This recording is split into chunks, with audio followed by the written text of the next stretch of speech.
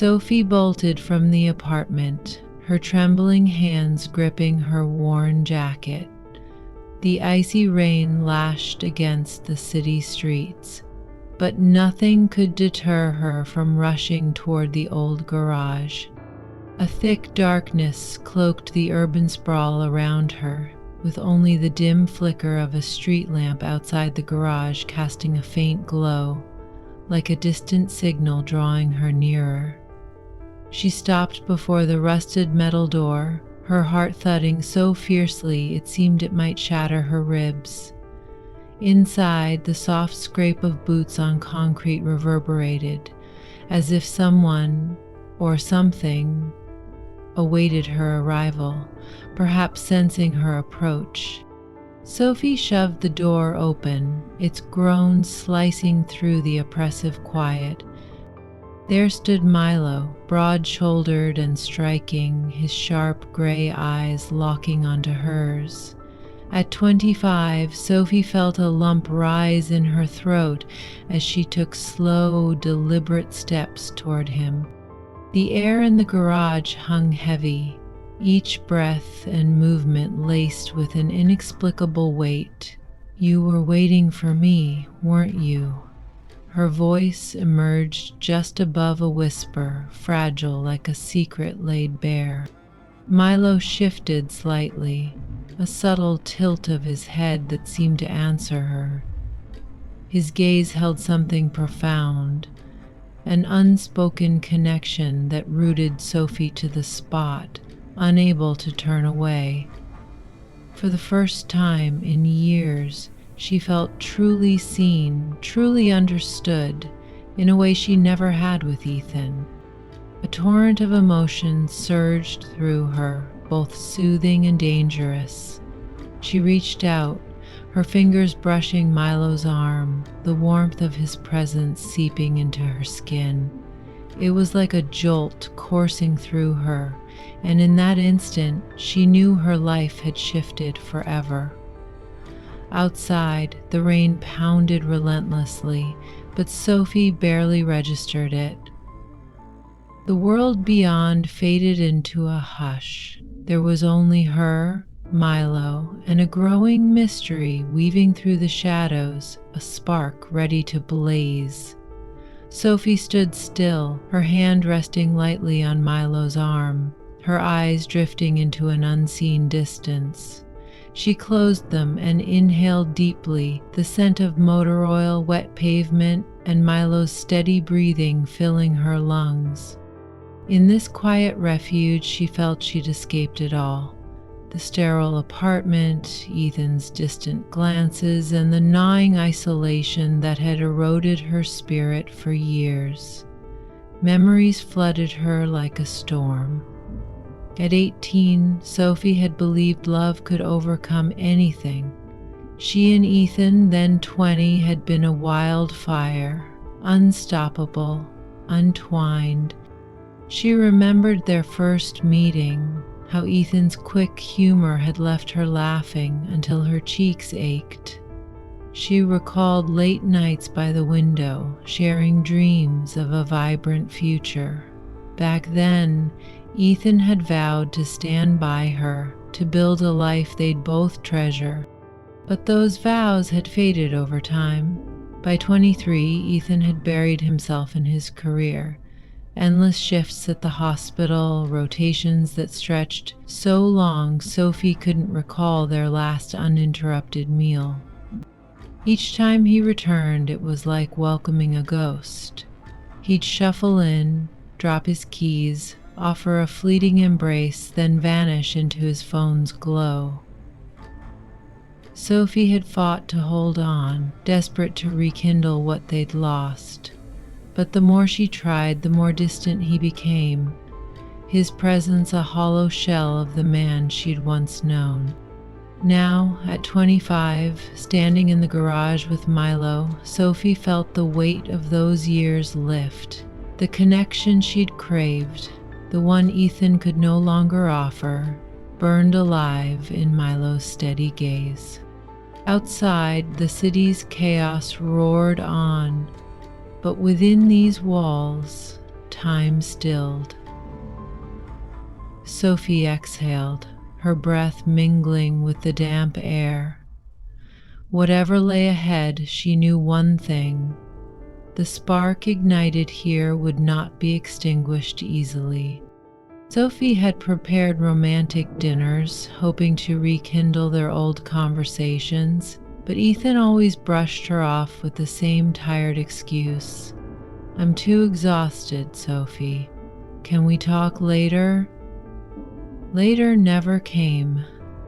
She once believed time could heal anything, but it only widened the distance between them. Ethan wasn't cruel, he wasn't unfaithful, angry, or neglectful in the usual sense, but his indifference made Sophie feel like she was fading, a shadow in her own life. When Ethan brought Milo into their world, she thought it was just another fleeting distraction. Yet Milo became the only bright spot in her otherwise gray days. In his sharp gray eyes, she found a calm she hadn't known in years. But it wasn't just Milo. Sophie couldn't forget her first meeting with Clara, the guide Ethan had hired to help with him. Clara was a striking woman, her keen gaze cutting through every pretense, her quiet sadness hinting at her own struggles. She spoke little, but when she did, her words landed like darts, striking truths Sophie had long sidestepped. One evening outside the garage, they'd talked about Milo. Clara had looked straight at her, eyes peeling back every layer, and said something unforgettable. "You know, souls like Milo sense what people won't admit. Sometimes loneliness builds the deepest ties." Sophie had smiled politely then, shrugging it off. But now, standing before Milo, Clara's words rang in her mind, like a quiet revelation. She didn't want to face it, but maybe Clara was right. It was her loneliness, the void Ethan couldn't fill, that had drawn her to Milo step by step. She ran her hand gently along his arm, feeling the warmth beneath her fingers. "You know, Milo," she whispered, "sometimes I wish I could be like you. No worries, no battles, just freedom." He didn't reply, of course, but his steady gaze seemed to understand. In that moment, a brief relief settled over her. Yet deep down, she knew everything was shifting, with no way back. Streetlights stretched faint beams across the city, lighting the path to the garage. Sophie walked slowly, each step pulled by an unseen force, toward Milo. The rain grew sharper, colder, but she didn't mind. Something stirred inside her, a vague, overwhelming current, as if her heart pushed her toward a truth her mind couldn't name. The garage door groaned open, its creak cutting through the night's stillness. Milo stood there, his gray eyes catching the dim light. In that instant, the world around her melted away. Ethan faded, his distant glances, the endless hospital shifts, the lonely nights, all gone. There was only her and Milo, bound in a way that needed no explanation. "You were waiting for me again, weren't you?" she murmured, her voice a fragile secret. She stepped closer, her hand brushing his arm. His steady breath warmed the air, soft and calming, a silent comfort. She touched him, fingers tracing his presence, and the heaviness in her chest lifted, replaced by a peace so rare it felt strange. Clara's insight lingered. Loneliness had forged this bond, filling the emptiness Ethan left. She couldn't deny it now. The city hummed on, chaotic and distant, but Sophie felt alive. Milo's presence anchored her, a spark against the dark. She stood there, hand on his arm, lost in his gaze.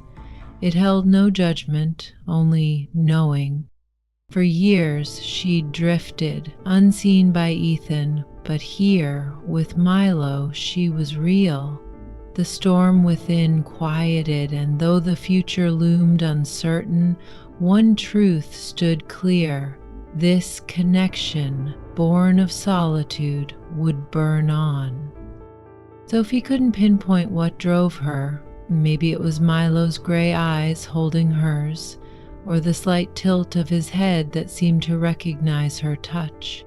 Perhaps it was the storm within her, the loneliness, the longing, the hollow ache she'd never filled.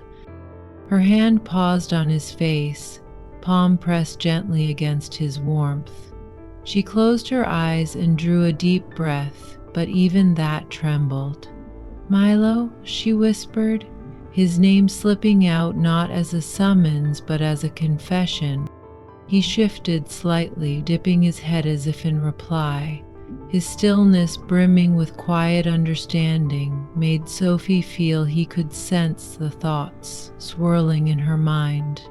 His gaze met hers, deep, unjudging, asking nothing, yet so compelling she couldn't look away. Her breathing grew heavier. She stepped closer, the space between them an unbearable gap she needed to close. A long silence stretched, thick with unspoken tension. Her hand settled on Milo's chest, feeling the steady, powerful rhythm beneath her fingers. Her own heart pounded chaotically, threatening to unravel her.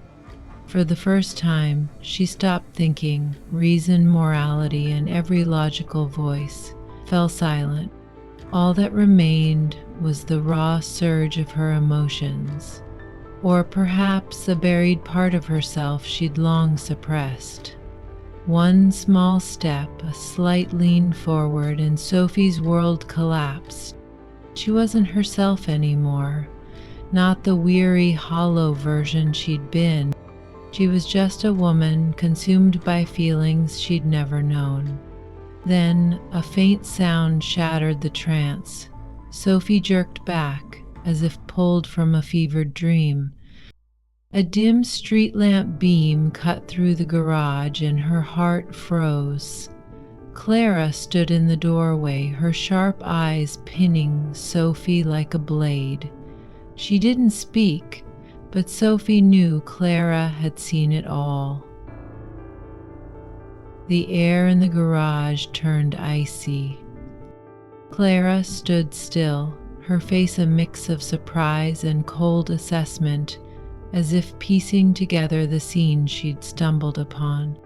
Sophie opened her mouth, but no words came. Her breath rose in the chilly night air like a silent admission. Shame, guilt, and fear pressed on her chest, yet deep down, a strange relief flickered. Her secret wasn't hers alone anymore. "Sophie," Clara's voice broke the quiet, calm but firm. "What do you think you're doing?" The simple question sliced through the air like a knife. Clara stepped into the garage, her movements slow and deliberate. Sophie stumbled back, but Milo stood steady, an anchor in the storm's eye. I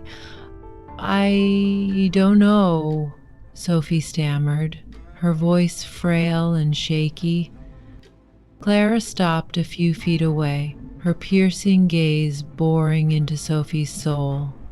"Do you understand where this is heading?" Clara asked, her tone low, each word landing heavily. "You're playing with fire, Sophie. Once it burns, there'll be nothing left to save." Sophie couldn't answer. She stood there, face to face with Clara, a whirlwind of emotions tearing through her. She knew Clara was right. felt the truth in those words. The connection with Milo, born of her loneliness, her yearning, had ignited something dangerous. Her life with Ethan, already a fading echo, couldn't withstand this flame. At 25, she'd sought solace in Milo's presence, but now Clara's stare laid bare the cost. The garage, once a refuge, felt like a crucible. Sophie's hand lingered near Milo, his warmth still under her fingertips, but her mind raced. She'd crossed a line, and though part of her reveled in the release, another trembled at what lay ahead, knowing nothing would ever be the same. But even knowing that, Sophie couldn't stop, not now, not after crossing a line she'd once thought unbreakable. Clara stood firm before her, her gaze sharp as a blade. The stifling tension in the garage thickened, pressing down on Sophie until breathing felt impossible. She couldn't escape Clara's eyes, couldn't deny what had happened, couldn't summon an excuse to justify it. "Did you really think this would stay hidden, Sophie?" Clara's voice was steady, laced with barely restrained anger. "Did you think no one would see the change in you? The shift in your eyes every time you leave this garage?" Sophie stepped back, her hand gripping Milo's arm as if it were her only tether, but Milo, once her silent confidant, stood quiet, no movement, just a distant presence watching it all unfold. I didn't mean to," Sophie rasped, her voice rough. The words rang hollow. She knew Clara had witnessed everything. She couldn't explain the overwhelming emotion pulling her under like a storm she couldn't fight. "Didn't mean to?" Clara's short, bitter laugh cut through the air. "Sophie, this didn't just happen. It's a choice, and you know exactly what you're doing." The words hit Sophie like a punch, yet instead of regret, she felt herself teetering on an edge. Shame, anger, and a desperate yearning surged within her, threatening to spill over. "Why do you care?" Sophie snapped, her voice rising, almost a shout. "This is my life. You have no idea what I've been through, how lonely I am." Clara's expression didn't falter. "You're right. I don't know everything," she replied, her tone quiet but weighty. "But I know this. You're ruining yourself, and not just yourself, everyone around you." Sophie felt stripped bare, caught between Clara's piercing stare and Milo's haunting silence. Every excuse she'd clung to dissolved, leaving her a woman trapped, consumed by emotions she couldn't tame. "Ethan will never understand," Sophie whispered, turning her face away, her eyes catching the faint streetlight seeping through the garage's cracked walls. "He's never really understood me." Clara stepped closer, the gap between them shrinking to mere feet. "Sophie, I'm not here to judge you," she said, "but you need to see this won't bring the freedom you think. It'll only make things worse." Sophie wanted to argue, to shout that Clara didn't get it, but how could she deny the truth in those words? How could she ignore that she'd crossed a line she couldn't uncross? A sudden noise broke the tension, a car's engine humming outside, its headlights slashing through the dark like a blade. Sophie froze, her head snapping toward the sound. "Ethan!" Her heart seized, a chill rooting her in place. Clara glanced at her, that sharp gaze softening just a fraction, a flicker of unexpected sympathy in her eyes.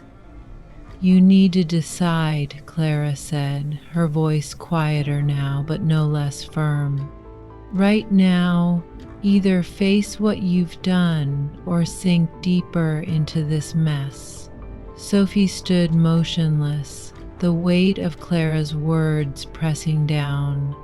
At 25, she'd sought something in Milo, solace, escape from Ethan's distance, but now the cost loomed. The garage, once her refuge, felt like a trap. Her hand lingered near Milo, his warmth still there, but her mind spun. She'd let loneliness drive her here, and though part of her ached to cling to this fleeting connection, another part trembled at the wreckage ahead. Ethan's headlights grew closer, and Sophie knew, whatever she chose, nothing would ever be the same. Sophie's breathing quickened as Ethan's car drew closer, its headlights sweeping across the garage walls and illuminating her pale, stricken face. She had no idea what to say or do, only that every secret, every buried feeling, teetered on the edge of spilling out. "Sophie," Clara said one last time, her voice firm and unwavering, "this is your moment to choose, and only you can make that choice."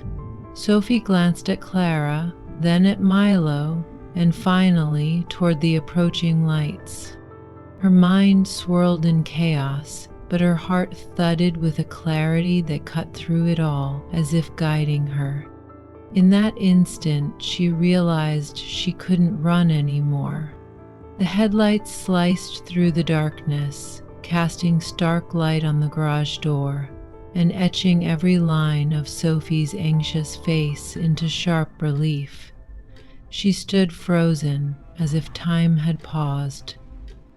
Clara took a step back, giving Sophie space, though she didn't leave. Her sharp eyes, usually cold and piercing, now softened with a quiet, watchful patience, waiting for Sophie's decision. The car stopped just outside, and Ethan stepped out. His tall frame cast a long shadow under the harsh glow of the headlights. The door slammed shut with a hollow thud, and silence reclaimed the air. He paused, scanning the area briefly before moving toward the garage. "Sophie, are you in there?"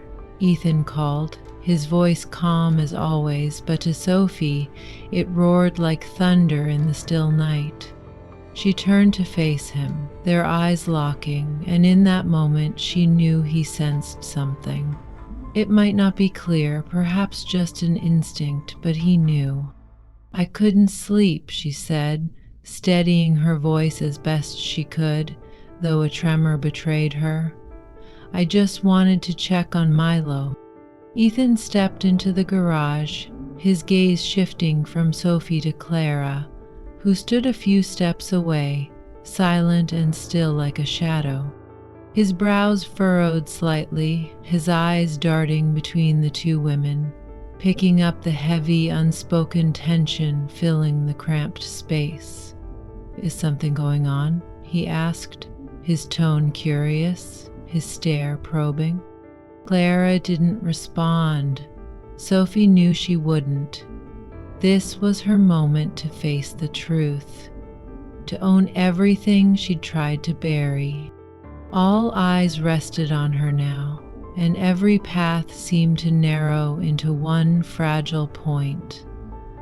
She could lie again, drag out the suffocating weight of secrets and guilt, or she could confront it, the shame, the pain, the vulnerability she'd feared for so long. Her gaze flickered to Clara, whose calm expression held an unyielding challenge. Then to Ethan, whose eyes, though worried, glinted with doubt she couldn't ignore. She couldn't keep running. "Ethan," she began, her voice thick with emotion, I need to tell you something." Ethan froze, his eyes narrowing in confusion.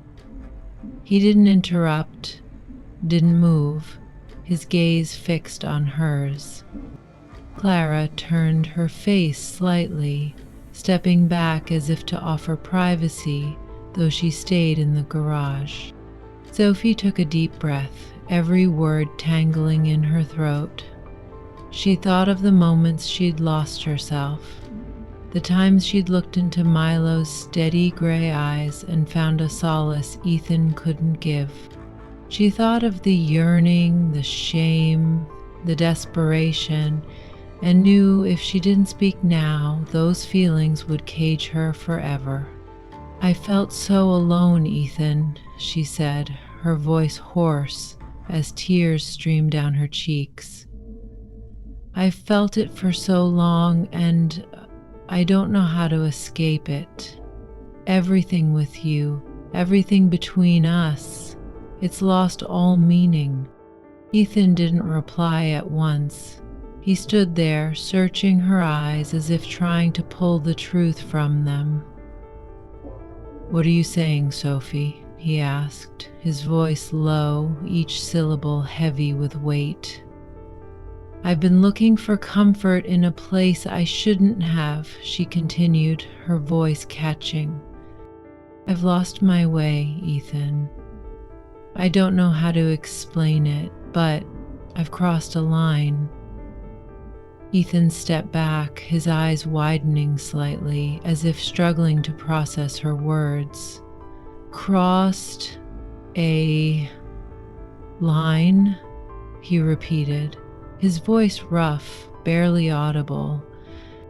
Sophie's chest tightened, her heart squeezed by an invisible grip. "I don't know how to explain it," she said. "I just know I've let myself go too far, and I can't take it back." She braced for his anger, for him to shout or storm out, but he didn't. He stood there, staring at her, his face a knot of emotions she couldn't untangle. Finally he spoke, his voice low and heavy. "Do you still love me, Sophie?" That simple question shattered her last defenses. Tears flowed freely as she looked at him. "I don't know, Ethan. I don't know anymore. But I want to find it again. I want to understand why we've become like this." Clara remained silent, but Sophie felt her steady presence, a witness to it all. Ethan turned away, stepping out of the garage without another word. His figure faded into the dim glow of the headlights, leaving Sophie emptier than ever. Clara approached, her sharp eyes now softened with a strange gentleness. "You did the right thing," she said, her voice quiet but firm. Sophie didn't respond. She turned to Milo, still standing in the same spot, his gray eyes watching her as if they held answers she couldn't grasp. She stepped closer, her hand running gently along his arm one last time. In that moment, she knew what she had to do. She had to leave the garage, leave the shadows she'd sunk into for too long.